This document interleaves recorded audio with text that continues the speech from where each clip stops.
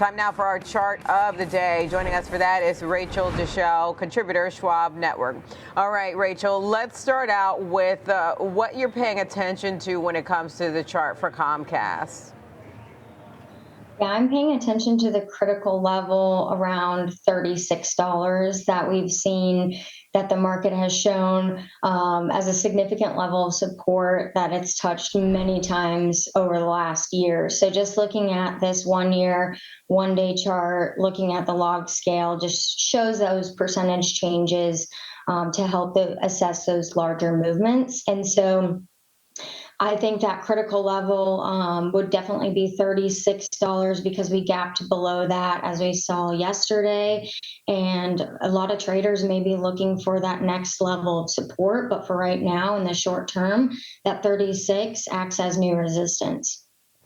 So the 36 acts as new resistance, Rachel, and so you're paying attention to that level for support. I know you often like to zoom out and take a broader, more longer-term look. So when you zoom out, what does the longer-term trend look like?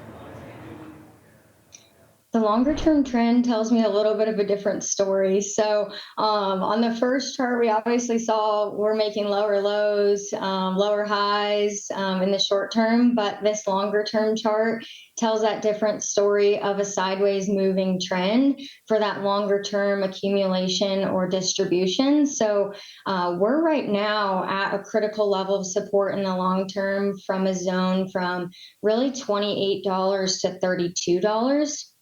And so we can use those 2022 bear market lows as really that pivotal level where those lows were made over the last 10 years of this sideways moving pattern to see if we break or hold that level at 28 there, to see if we are more in an accumulation period for the bulls to really step in here or more distribution to break us even lower.